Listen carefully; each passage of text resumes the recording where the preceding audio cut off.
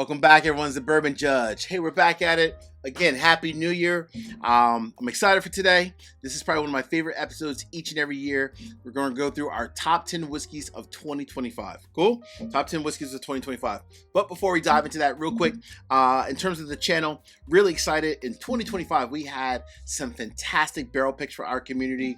Ton of happy hours, ton of meetups. We truly had a blast as a Bourbon Judge patron community. So we're going to continue on that path in 2026. We have some fantastic barrel picks already lined up, some Wild Turkey barrel picks, an Old Louisville barrel pick.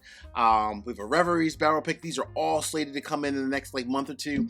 Really excited for our patron community because again, we always focus purely only on quality, not quantity, just quality of whiskey. That's it. All right. So Judge, what were your top 10 whiskeys of 2025 and why?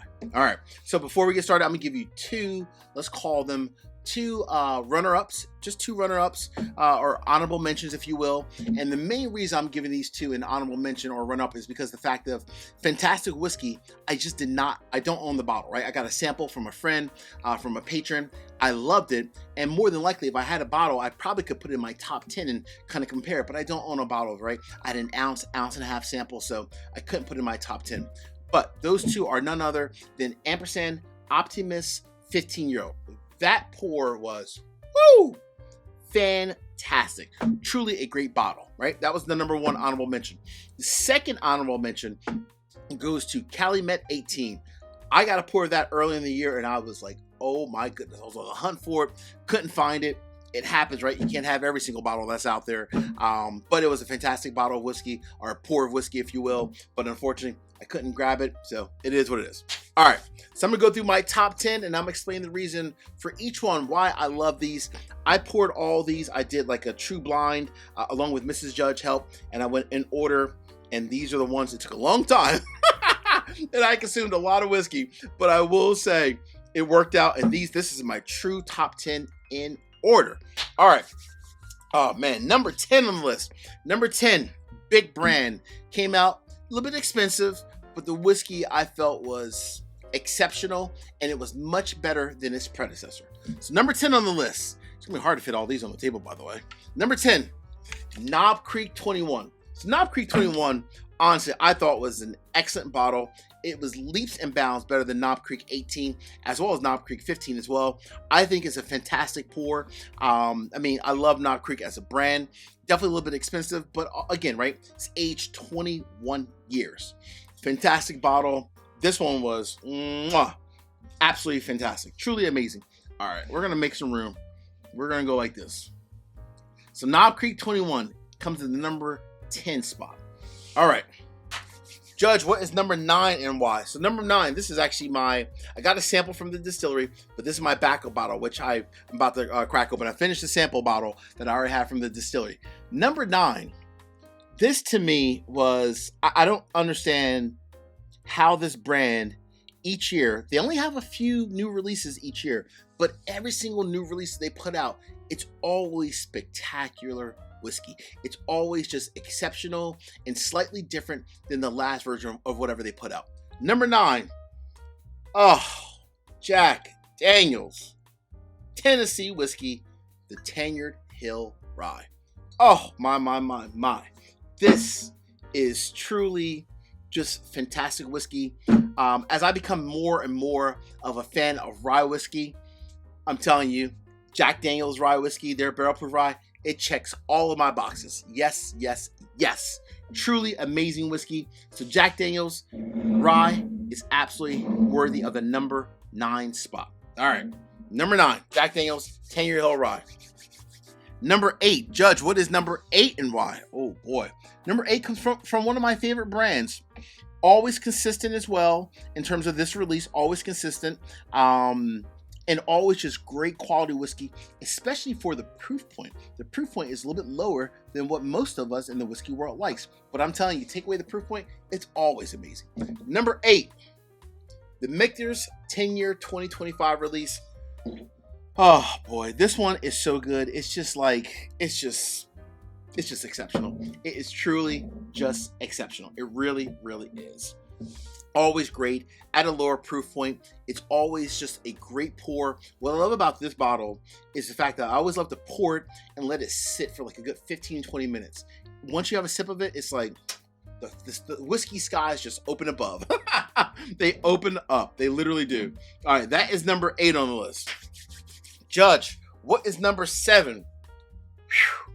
This is crazy. To have one brand crack the top 10, not once, but with 2 spots. Number 7 on the list, Jack Daniel's 14. Oh my goodness. When I tried this the first time, I was like, what is Jack Daniel's doing? Like it's crazy to me how, as a brand who's been around for obviously way too long, right? For hundreds of years, they continue to reinvent the wheel, and they do so by creativity and just challenging the status quo, right? So they had the 10-year Hill Rye. This is the 14-year-old. They had the 12 and the 10-year-old in years past. This 14-year-old to me is just pure butter. It is truly butter. It is absolutely special, truly special. So that is number 7 on the list. All right. Oh man, we're moving fast. We're moving fast. All right, Judge, what is number 6? Number 6. This is another brand that cracked the top 10, not just with 1, but now 2 separate releases in 2025.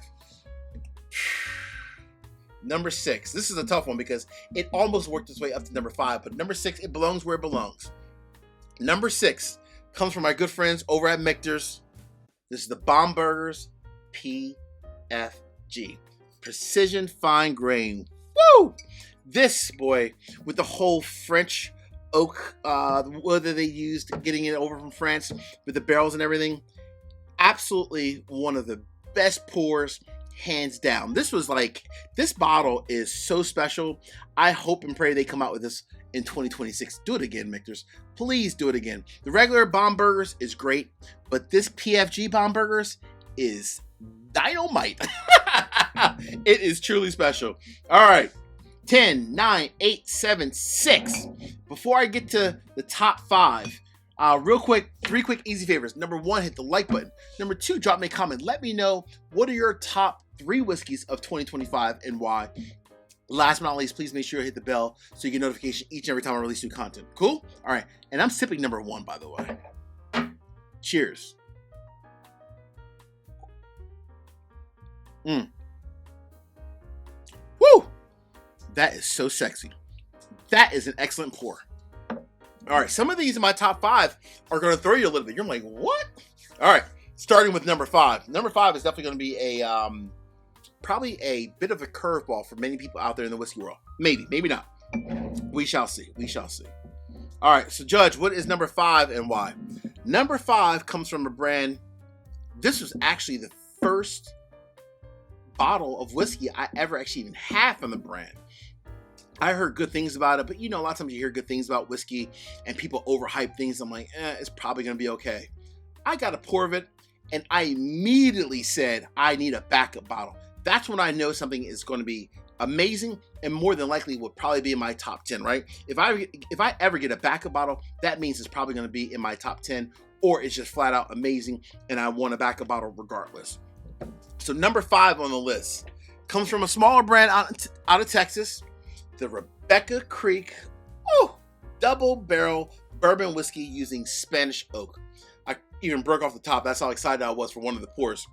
This bottle is ridiculous. It is something special.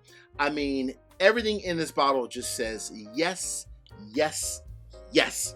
It is fantastic. The Spanish oak that they use for the double oak process, it worked miracles with this source whiskey. Rebecca Creek, it is source whiskey. But when I tell you, this is one of the best pours by far in 2025 that I had. It is truly amazing. It was, and I've had it obviously now on numerous occasions. Thank goodness I was able to get a backup bottle of it because I love this bottle. It is so special in so many ways. Truly insane. Truly insane. All right. Judge, what is number 4, 3, 2, and 1? So 4 is definitely going to be by far, for most people out there, unless you're in our Patron community. I will say number 4 is a single barrel pick from the Bourbon Judge community. This is the only one in the top 10, and I normally would not do this because I feel like single barrels, they didn't really go out to the masses, but this bottle was so special. I mean, it is up there with the big boys. It's up there with like your George C. Staggs and other pours, right? This is one of the best, I think it actually might be the best single barrel of whiskey that I've ever had from like a smaller brand, right? From a smaller brand, not like your, you know, your big brands and so forth. But for a single barrel pick, it deserved to be in it. It is by far the number 1 barrel pick in the Bourbon Judge community. We just did a little thing in our a little poll in our Patreon community, and for 2025, this came up by far over and over and over. Number 4. Oh my gosh, this bottle is so good. I've said it numerous times. It's just so special. It's so special. J.W. Kelly Double Oak. Oh my goodness. This is a special bottle. It's almost like, I think I said this on a couple different occasions. Take 13th Colony Double Oak, take Woodford Double Oak, and maybe like Old Forester 1910 and combine them together. It's pretty much what this is. This happens to be one of the best bottles of whiskey I've ever had in my life, especially from a smaller brand. It is a source brand, NDP, whatever you want to call them. But this bottle, this barrel, our Patron community absolutely loved it. We're doing another one in 2026 for sure, because this is truly spectacular. That, my friends, is number 4 on the list. All right, it's number 4. We got 3, 2, and 1, Judge. 3, 2, 1. Let's move these around. 10, 9, 8, 7, 6. This is 5. We're gonna go like this. 5, 4. We're gonna put 3, 2, and 1 in the middle where they belong, right? I think that's fair. All right, there we go. Number 3, 2, 1. I normally don't do this because I feel like these bottles are just so expensive, hard to find. But honestly, of all of the special, really allocated bottles that came out, number 3 deserves to be up there. It really is. It deserves its own spotlight in number 3, right? It really does. Number 3 was a 2025 George C. Stagg Hazmat. Woo! This bottle is straight fire. And I mean, it is just delicious. It's oak, it's leather, it's everything you want in a hazmat cast strength George C. Stagg bottle. By far, I would say one of the best hazmats and one of the best George C. Staggs in many years, by far, if not one of the best ever. It truly is up there, and it is truly a fantastic pour. That is number 3. Oh man, we're at the end of the road. Number 2 and number 1. Number 1's gonna go up in the middle. But number 2, so number 2, I would say, is probably 99% of everyone else out there, number 1 bottle.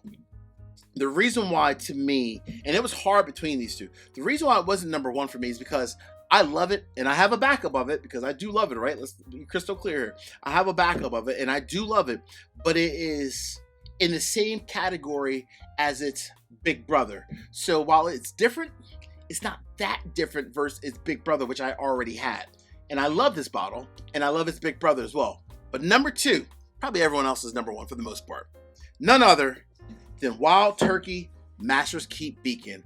Oh, let's open the little box up all fancy and everything, right? Master's Keep Beacon, don't get me wrong. I'm going to take it out of the box. It is truly an amazing bottle of whiskey. But, and I'm going to say but, when I think of Russell's 15, it's slightly better than Russell's 15, but they play in the same ballpark. They really play in the same ballpark. And because it's not that different than Russell's 15, I'm like, should it really be my number 1? I don't think it should be, honestly. And when I tasted it side by side with my number 1, I personally, just for me and me only, I think my number 1 is better than Master's Keep Beacon. What is number 1? Number 1, drum roll. None other than the 2025 Found North Snow Day. Ha! When I say Nick, Zach, Chris, the entire team over at Found North, created this epic, and I mean epic, bottle of whiskey.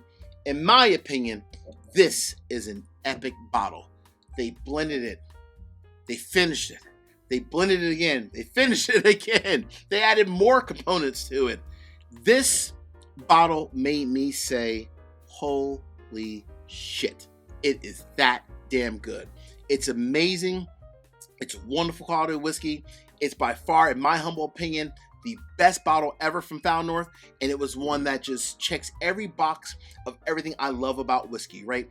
Everything, every single note that I love, it had a little bit of everything in it, and to me, it is absolutely fantastic, and Snow Day was my number one whiskey of 2025. Hey friends, as we say, peace, cheers, salute, Happy New Year, much love and respect. Take care. Cheers.